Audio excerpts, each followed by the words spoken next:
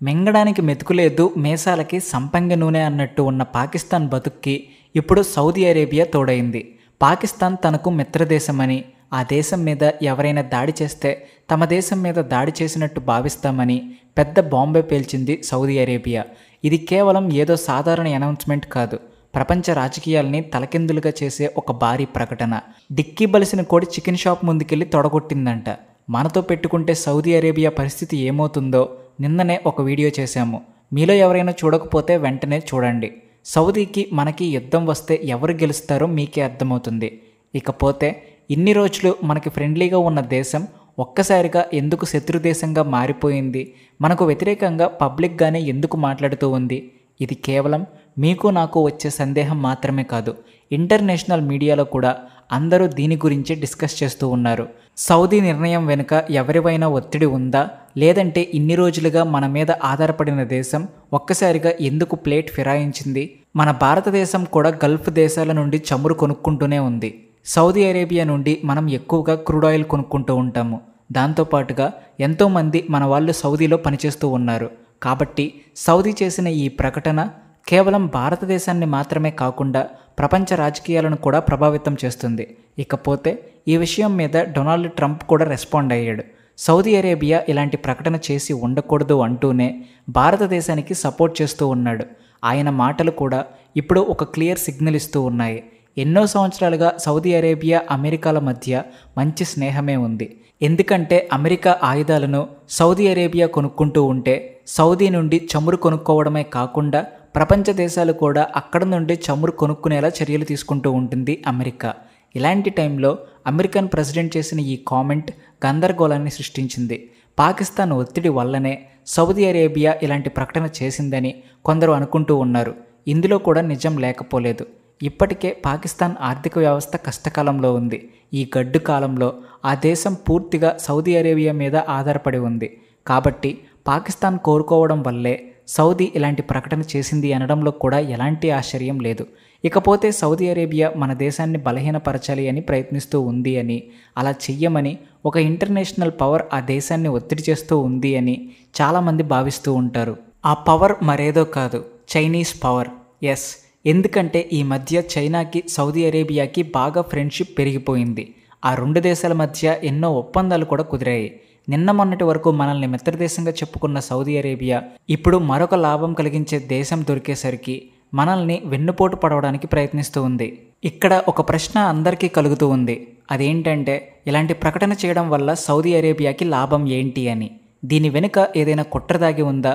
పోనీ మన భారతదేశానికి ఇరాన్కి మధ్య పెరుగుతూ ఉన్న ఫ్రెండ్షిప్ చూసి సౌదీ ఇలాంటి ప్రకటన చేసిందా? ఈ మధ్యనే భారతదేశం ఇరాన్లో ఒక పోర్టును డెవలప్ చేసింది. అంతేకాకుండా ఇరాన్ చమురుపై ఆధారపడడాన్ని తిరిగి పెంచాలి అని ట్రై చేస్తూ ఉంది. ఇదే సౌదీ అరేబియాకు కడుపు మంట. ఎందుకంటే ఆ దేశానికి రావాల్సిన లాభాలు ఆగిపోతాయి. ఇంతేకాకుండా ముస్లిం ప్రపంచంలో ఒక లీడర్గా ఎదగాలి అని కూడా సౌదీ ప్రయత్నిస్తూ ఉంది. భారతదేశానికి వ్యతిరేకంగా ఇలాంటి ప్రకటనలు చేయడం వల్ల పాకిస్తాన్తో పాటు మరికొన్ని ఇస్లామిక్ దేశాలలో తమ ఇమేజ్ పెరుగుతుంది అని సౌదీ భావిస్తూ ఉంది. ముఖ్యంగా టర్కీ, ఇరాన్ కూడా ముస్లిం దేశాలలో తమ సత్తా చాటేందుకు పోటీ పడుతూ ఉన్నాయి. కాబట్టి సౌదీ అరేబియా భారతదేశం మీద విషం కక్కుతూ ఉంది. అయితే ఇదంతా ప్రపంచం మొత్తం గమనిస్తూ ఉంది అనే విషయాన్ని మనం గుర్తుంచుకోవాలి. వేగంగా డెవలప్ అవుతూ ఉన్న దేశాలలో మన భారతదేశం కూడా ఒకటి. మరోవైపు ఫ్యూయల్ రిసోర్సెస్కి కింగ్ లాంటిది సౌదీ అరేబియా. అన్ని దేశాలను తన చెప్పు చేతల్లో ఉంచుకోవడానికి ప్రయత్నిస్తూ ఉంది యునైటెడ్ స్టేట్స్. ఈ రెండు దేశాలతో మన దేశానికి పెరుగుతూ ఉన్న దూరం ప్రపంచ రాజకీయాలను ఖచ్చితంగా ప్రభావితం చేస్తాయి.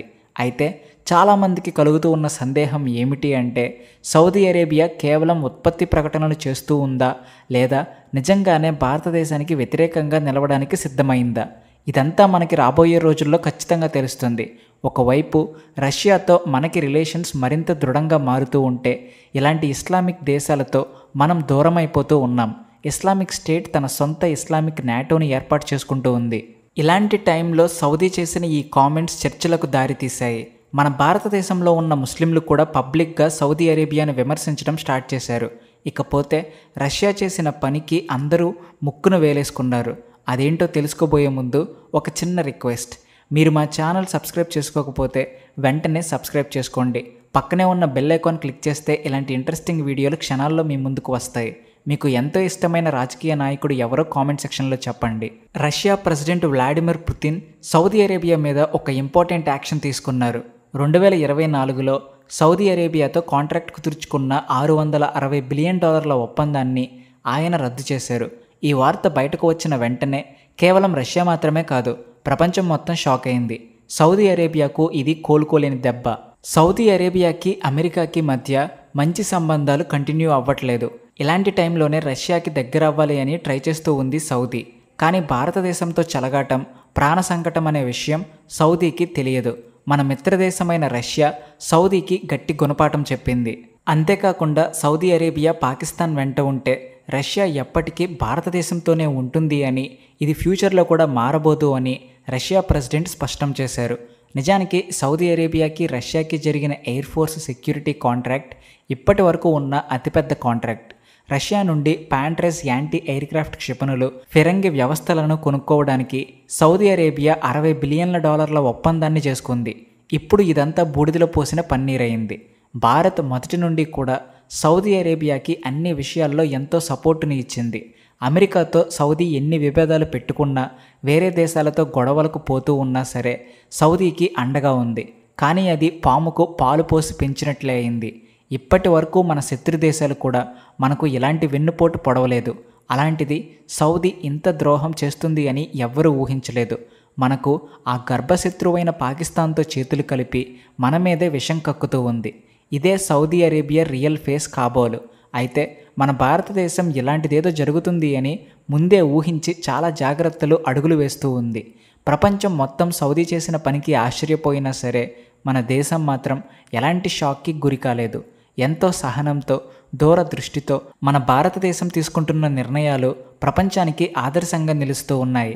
మిడిల్ ఈస్ట్లో ఆకస్మిక మార్పుకు ఛాన్స్ ఉంది అని మన సెక్యూరిటీ ఏజెన్సీలు, సీక్రెట్ ఇన్వెస్టిగేషన్ కమిటీలు రిపోర్ట్ ఇచ్చాయి. సౌదీ అరేబియా రష్యాకి దూరం అవ్వడమే కాకుండా పాకిస్తాన్ మీద దృష్టి పెట్టే ఛాన్స్ ఉంది అని మనకు రిపోర్ట్స్ వచ్చాయి. సౌదీ అరేబియాకి పాకిస్తాన్కి మధ్య ఉన్న హిస్టారికల్ రిలేషన్స్ అందరికీ తెలిసినదే. కాబట్టి ఈ విషయాన్ని మనం అంత తేలిగ్గా తీసుకోలేదు.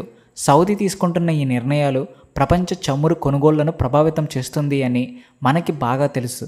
అయితే ప్రపంచం ఈ అవకాశాన్ని చాలా తేలిగ్గా తీసుకుంటూ ఉంటే మన భారతదేశం మాత్రం ముందుగానే దీనికోసం కసరత్తు మొదలుపెట్టింది. ఇప్పటికే మన ఫారిన్ అఫైర్స్ మినిస్ట్రీ ఎన్నో మీటింగ్స్ పెట్టుకుని ఈ విషయం మీద చాలా లోతైన అధ్యయనం చేయడానికి ఒక ఇంటర్నల్ కమిటీని ఏర్పాటు చేశారు.